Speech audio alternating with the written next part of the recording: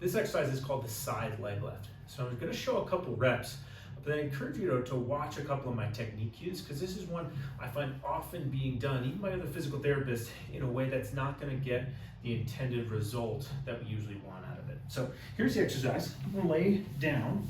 Key here is shoulder and hip. I'm going to roll forward together. And I say together, so I don't want to be here, but hip, shoulder together.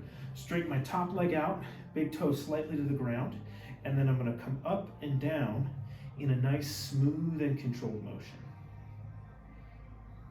And I'm consciously trying to engage my back side of the hip. So my glute, like my buttock muscle, the glute medius, well, like where a back pocket would be.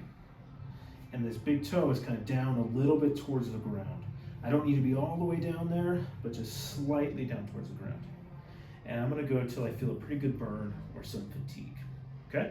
So what we're targeting here is the hip abductors, which play a key role in stabilizing the hip, the femur, even down the foot and ankle, and the low back. So here's what I often see go wrong with this.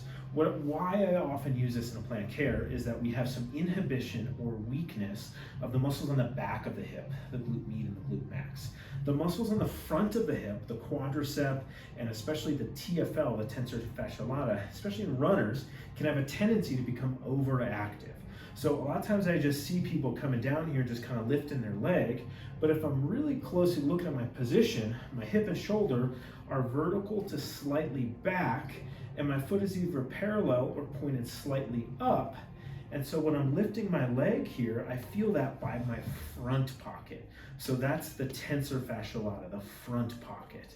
And that's not where I typically want to feel this one unless I've specifically instructed yet. For the vast majority of people, we want to feel it in the back.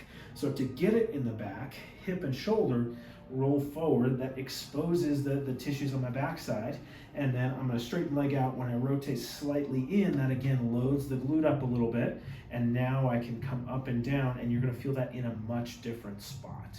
Another kind of helpful cue is I'm trying to really reach with my heel, so I'm getting this leg nice and long, and I'm reaching maybe a little pause up there, and I'm maybe even kicking this leg back a little bit, whatever I need to do to feel it on the back side, less on the front side, okay?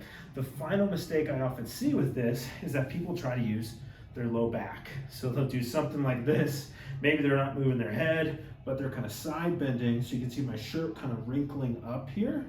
That gets my leg moving, but it's my back that's doing it, not my hip. So I'll often put a hand kind of right here. That's going to keep me anchored forward, but also I'm going to feel that's the end range of my hip. If I go higher, I start to push into my hand. This starts to crunch up. So I want to only work through my hip. It's not that it's bad to side bend your back. However, that's not the goal of this exercise. We're trying to activate the hip musculature. So that's the side leg lift. Once you can do about 15, 20 reps, we can take a light band, and I'm going to put it on the ankles. Doesn't have to be heavy to start. And now I'm just going to come into some resistance. Because that band is so far away from my hip, even a light band is pretty tough to get some work done here. I'm burning already after all this, just shooting this video. But I say start with a light band, because I often say to people, I'm strong enough, I'm going to load it up with a heavy band. And the second it becomes too hard, the body's going to try and solve that movement problem by rolling backwards, by tilting up, by using the low back. So I use this especially at the beginning of my plans of care, often for runners, not only for runners, and I often use it if people are really overloaded and they can't handle a complicated exercise, because the brain is going to prioritize whatever it perceives is getting the job done.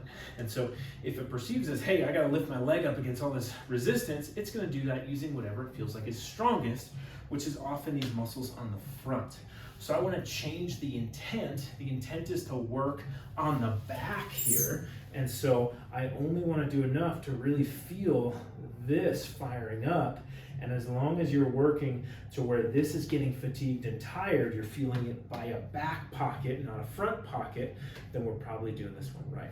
So that was a long explanation for a simple looking exercise, but it's often the simple exercises that I find are done the least correctly and therefore we're missing a lot of low-hanging fruit here. So give that a shot, be precise with your technique, try and feel it in a particular area back there, and let me know how it goes.